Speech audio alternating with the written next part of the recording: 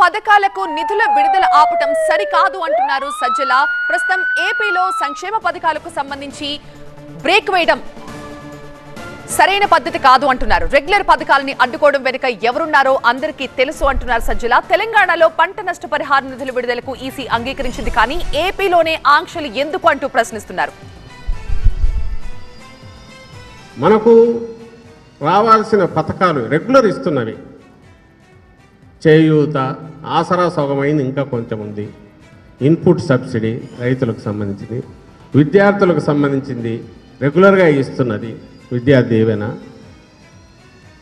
అలాగే సున్నా వడ్డీకి సంబంధించి 5-6కి సంబంధించిన పథకాలు పెడితే అవి వాటిలో విద్యా దీవెన, ఇన్పుట్ సబ్సిడీ ఎలక్షన్ల తర్వాత ఇచ్చుకోండి అని ఈరోజు లెటర్ వస్తుంది.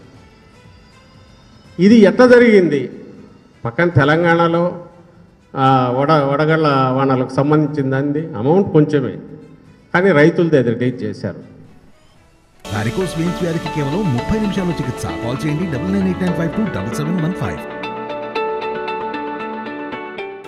వాలంటీర్ల విషయంలో కూడా చంద్రబాబు కుట్రలు చేశారు అన్నారు సజ్జల. పేదలను వేధించడం ఆయనకు సరదాగా ఉందన్నారు.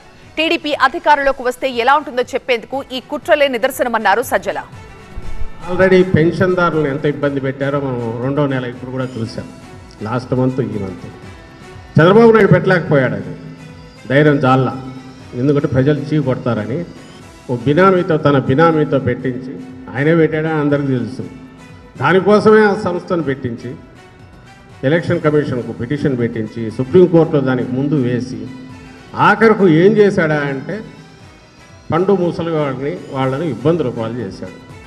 అంటే తాను వస్తే ఎట్లుంటుంది? 14-19 మధ్య ఎండల్లో వాననక ఎండనక రోజు తరబడి వెయిట్ చేసి పంచాయతీ ఆఫీసు చుట్టూ, మండల ఆఫీసు చుట్టూ తిరగాల్సిన పరిస్థితి ఏదైతే ఉందో అవాతాతలకు, అది మళ్ళీ ఎన్నికలు అయిపోకముందే చూపించాడు. ఇదిగో నేను వస్తే ఇట్లుంటుంది, రాబోయే రోజులు నాకు మీరు ఓటేస్తే ఇంతటి సుఖం మీకు ఇస్తాను అని చెప్పి చూపించాడు.